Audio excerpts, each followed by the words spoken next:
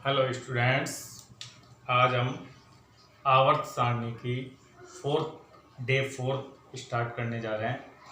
पिछली क्लास के अंदर हमने मेंडलीव आवर्त सारणी को समझा था और उसके ड्रॉबैक यानी कमियों पर हम फोकस कर रहे थे कि मेंडलीव की आवर्त सारणी में क्या क्या कमियां रह गई। तो फर्स्ट तो मैंने बताई थी कि हाइड्रोजन की स्थिति को मेंडलीव ने स्पष्ट नहीं किया था कि हाइड्रोजन को कहाँ रखा जाए। सेकंड कमी थी कि इसने आइसोटॉप समस्थानिक जिनके द्रव्यमान संख्याएं जिनकी अलग अलग होती है, तो मांग ये उठी कि द्रव्यमान संख्या जब अलग अलग है तो इन्हें अलग अलग स्थान आवर्त सारणी के अंदर, मेंडलीव की आवर्त सारणी के अंदर मिलना चाहिए, ये मांग उठी थी। लेकिन चूंकि मेंडलीव ने गुणों को भी महत्व दिया और समस्थानिकों के गुण केवल जैसे कार्बन के तीन समस्थानिक होते हैं, लेकिन उसे एक ही ग्रुप में रखा गुणों के आधार पर, तो समस्थानिकों को द्रव्यमान संख्या अलग अलग होने के बावजूद भी एक ही स्थान दिया सारणी में, उनके लिए अलग अलग स्थान नहीं रखा। तो ये भी एक मेंडलीव की कमी है।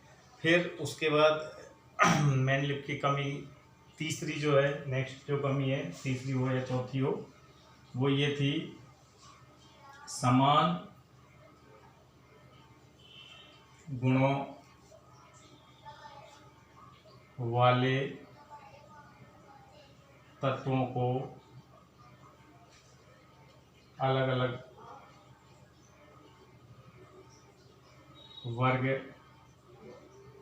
में स्थान दिया। इसका ये मतलब है कि यद्यपि मेंडलीव ने देखो कोशिश ये की थी कि समान गुण वाले तत्व जैसे कि लिथियम के नीचे सोडियम, पोटेशियम, रुबिडियम, सीजियम आ रहे हैं, समान गुणों वाले तत्व एक ही वर्ग में आ रहे थे और ये कोशिश मेंडलीव ने पूरी सारणी में रखी। इस कोशिश के बावजूद भी कुछ तत्व ऐसे भी रह गए जो वास्तव में गुणों में समान थे लेकिन उन्हें अलग अलग स्थान मिला। तो ये कैसे पॉसिबल हुआ? तो ये कमी रह गई कि हालांकि ये कमी कुछ ही जगह पर मिस्टेक हुई है मेंडलीव से, लेकिन इस पर फोकस आ गया कि भाई समान गुण वाले तत्व तो एक ही वर्ग में आने चाहिए ना, तो फिर उन्हें रखा क्यों नहीं, कुछ तत्वों के साथ ऐसे क्यों कर दिया। जैसे प्लेटिनम और Au के गुण समान है कि नहीं, लेकिन प्लेटिनम को रखा है कौन से वर्ग में, 8वें वर्ग में। और हाँ ना, अभी इनकी बात हो गई थी कि इधर ही आ रहे हो, तो फिर मैंने किया क्लास। अब आ जाओ आप इधर से, मैं जब तक क्लास ही ले रहा हूँ ऑनलाइन वाली। हाँ वो तो आप आओगे जब तो छोड़ दूंगा मैं, मतलब क्लास ऑनलाइन ले रहा हूँ फिर।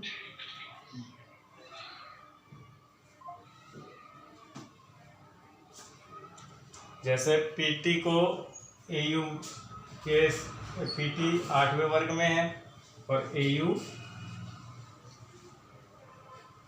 पीटी और ये निकिल के साथ है और Au अलग वर्ग में है, ठीक है। तो ये आप देखोगे मेंडलीव की सारणी के अंदर ये दोनों अलग अलग वर्ग में है, लेकिन इन्हें फिर भी एक साथ नहीं रखा। ऐसे बेरियम Ba ये आपके सेकंड वर्ग में है, और अगर आप बात करोगे Pb की, Pb है आपके फोर्थ वर्ग में, ठीक है, फोर्थ वर्ग में है ये। तो इन दोनों के गुण भी बिल्कुल सिमिलर हैं, लेकिन गुण समान है, लेकिन इन्हें भी कहाँ रखा है, अलग अलग वर्ग में स्थान दिया है। तो ये मेंडलीव के साथ मेंडलीव की टेबल में ये कुछ असंगत विसंगतियां पाई गई है, तो इसलिए ये कमी बन गई। फिर ये भी रखा, अगली कमी पर अगर हम आए, कि असमान गुणों वाले तत्वों को अलग अलग वर्ग में स्थान रखने के बजाय तत्वों को एक ही वर्ग में स्थान दे दिया, तो ये भी कमी कर दी। यानी जिनके गुण समान थे उन्हें अलग अलग वर्ग में रख दिया। तो ये क्या है कि मेंडलीव साहब परमाणु भार को ध्यान में रख रहे हैं, इसलिए ये कमी आ रही है, ठीक है। और ये अब इन कमी को उन्होंने इग्नोर किया, क्योंकि इनको अगर वो रिमूव करते तो दूसरी प्रॉब्लम, परमाणु भार वाली प्रॉब्लम क्रिएट हो जाती। इसलिए इनको इन्होंने चालाकी, यूँ कह सकते हैं चालाकी ही इनको दूर नहीं किया। अब असमान गुण वाले तत्व, जैसे आप देखो फर्स्ट वर्ग के अंदर क्षारीय धातु है, क्षारीय धातुएं हैं। अब क्षारीय धातु का मतलब है लिथियम है, सोडियम है, पोटेशियम है, रुबिडियम है और सीजियम है। और इन्हीं के साथ सिक्का धातु, सिक्का धातुएं, जैसे बाद में आपने देखा होगा इसी वर्ग में Cu भी आ रहा है, Ag भी आ रहा है और Au भी आ रहा है, ठीक है। तो ये तुम क्या देख रहे हो कि ये इनके गुण, ये सिक्का धातु हैं, ये बहुत अधिक क्रियाशील है, ये बहुत कम क्रियाशील है, इन्हें अक्रिय धातु भी कहते हैं। तो इनके गुण तो बहुत डिफरेंट है, लेकिन वर्ग कौन सा है? पहला ही है।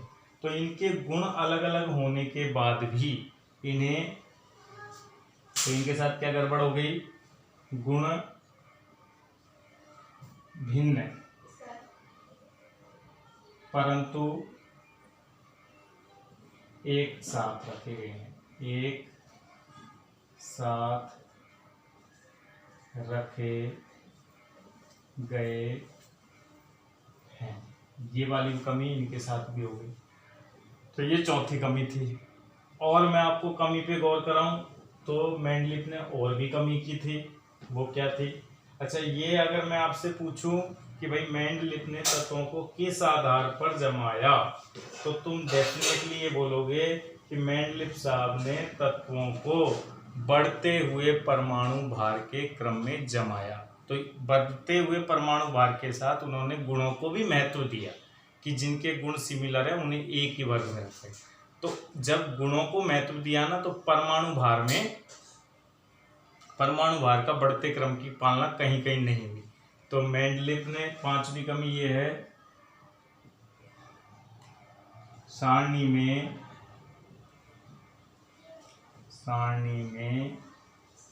कहीं कहीं बढ़ते हुए परमाणु भार के क्रम की अनुपालना नहीं हो रही है। अब हालांकि ये बात मेंडलीव ने ही कही कि भाई तत्वों को किस आधार पे जमाएंगे, उनके परमाणु भार के बढ़ते क्रम के आधार पर जमाएंगे। तो फिर इसकी पालना करो ना, इसकी पालना करनी चाहिए। लेकिन इस नियम की, खुद के नियम की ही पालना नहीं की। कहाँ नहीं की? जैसे आपको मैं बता दूं, कोबाल्ट और निकेल। कोबाल्ट का परमाणु द्रव्यमान है 58.9 और इसका है 58.5, ठीक है। किसे पहले आना चाहिए था? निकेल को पहले आना चाहिए था, लेकिन किसको पहले रख दिया? कोबाल्ट को। ज़्यादा भार के बावजूद भी कोबाल्ट को पहले रख दिया। तो ये क्यों किया? क्योंकि कोबाल्ट के गुण 7वें वर्ग से मिल रहे हैं और निकेल के गुण 8वें वर्ग से मिल रहे हैं, इसलिए उन्होंने इस तरह से कर दिया, इसकी पालना नहीं की, लेकिन और गुणों को ज़्यादा महत्व दिया। तो ये असंगति है, ये नियम तो फाल्ट हो रहा है ना मेंडलीव का। ऐसे और कहाँ हो रहा है? टेरुलियम और आयोडीन। आयोडीन का परमाणु द्रव्यमान है 126.9 और इसका है 127.3, किसे पहले रखना चाहिए था? आयोडीन का। आयोडीन को पहले रखना चाहिए था, लेकिन रखा किसे? टेरोलियम को, क्योंकि इसके गुण छठे वर्ग से मिलते हैं, इसके गुण सातवें वर्ग से मिलते हैं। तो ये परमाणु भार का बढ़ते क्रम की यहाँ भी अनुपालना मेंडलीव साहब ने नहीं की। इसी की तरह से अब आप देखो आर्गन, आर्गन और पोटेशियम। आर्गन का परमाणु द्रव्यमान है 39.9 के करीब और पोटेशियम का है 39.0। किसे पहले रखना चाहिए था? पोटेशियम को, लेकिन रखा किसे? आर्गन को। तो यहाँ भी विसंगति दिखाई देती है। ऐसी विसंगति TH और PA पे भी दिखाई देती है। ये लैंथेनाइड से रिलेटेड तत्व हैं, तो इसको हम थोड़ा सा ऐसे मॉडिफाई करके लिख दूं मैं, तो आपको समझ में आ जाएंगे। जैसे कहाँ ये सभी युग्म, ये सभी युग्म मेंडलीव सारणी के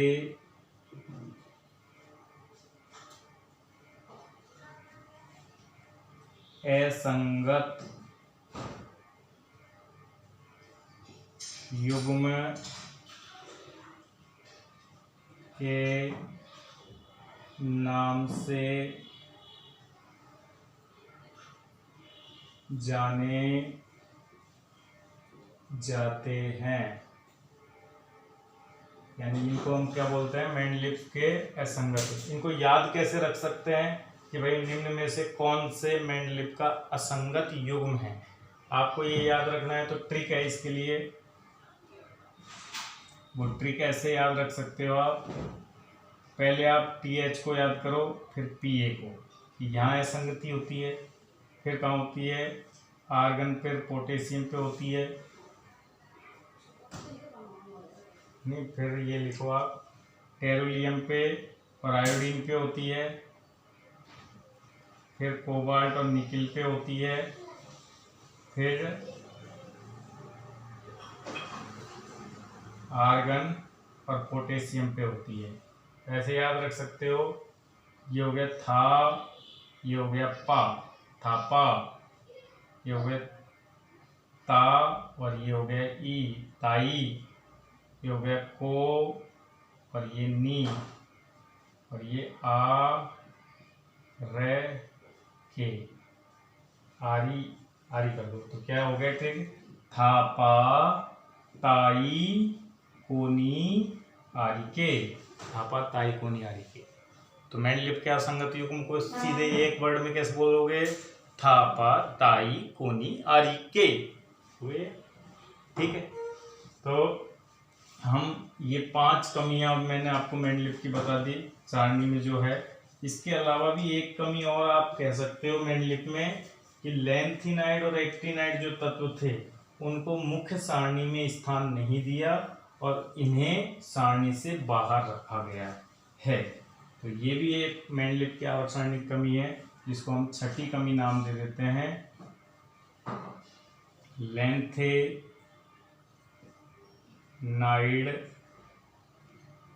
तथा एक्टिनाइड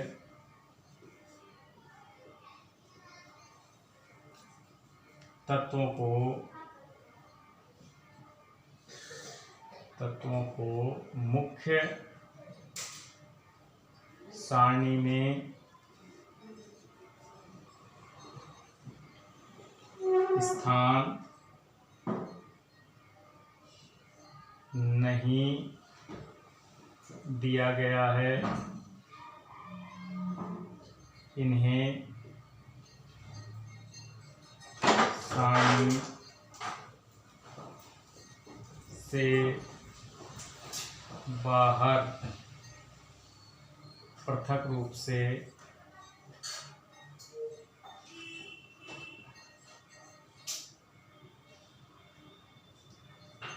जमाया गया है। ये भी सारणी के कमी में से ही एक है। ठीक है, तो देखिए बेटा, आज हम मेंडलीव की सारणी को कंप्लीट कर चुके हैं। तो अब मैं एक बार से फिर से मेंडलीव की सारणी को आपके सामने रिवाइज कर देता हूँ कि मेंडलीव की सारणी क्या थी। फर्स्ट था कि मेंडलीव ने सारणी दी, सबसे पहले 63 तत्वों को सारणीबद्ध व्यवस्था थी। ओके, कितने तत्वों को? 63 तत्वों को। दूसरी इंपॉर्टेंट बात है, मेंडलीव के सारणी में 8 वर्ग थे और अब 9 वर्ग हैं। मेंडलीव की सारणी में 7 क्षैतिज पंक्तियां थी जिन्हें आवर्त नाम दिया गया था।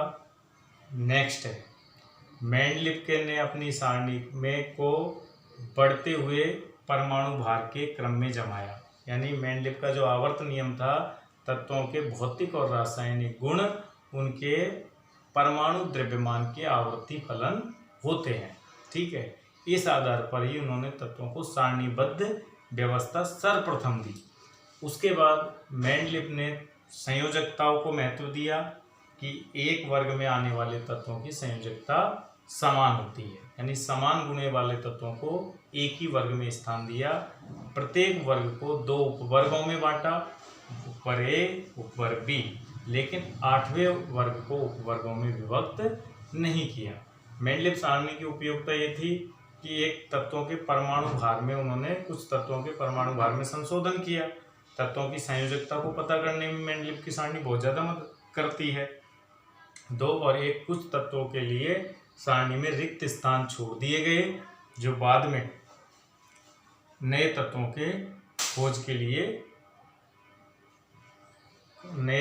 खोज के लिए उपयोगी साबित हुए। यानी नए तत्वों को प्रोत्साहन देती है मेंडलीव की आवर्त सारणी। ओके, तो नेक्स्ट है, इसी से फिर हमने कमियों पर विचार किया कि मेंडलीव सारणी में कमी क्या क्या थी। तो फर्स्ट कमी थी हाइड्रोजन को उचित स्थान नहीं मिलना। सेकंड कमी थी समस्थानिकों को सारणी में स्थान नहीं देना। थर्ड कमी थी कुछ तत्वों के गुण समान होते हैं लेकिन फिर भी इन्हें अलग अलग वर्गों में स्थान देना। फोर्थ कमी थी कुछ तत्वों के गुण अलग अलग होने के बाद भी इन्हें एक ही वर्ग में स्थान दे दिया गया। फोर्थ कमी थी कहीं कहीं परमाणु भार के बढ़ते क्रम की अनुपालना नहीं होती है। वो युग मैंने आपको बताए थे, थापा, तेई, कुनी, अरिके। और लैंथेनाइट तथा एक्टिनाइट तत्व हैं, उनको मुख्य सारणी में स्थान ना देके उन्हें सेपरेटली नीचे व्यवस्थित किया गया है।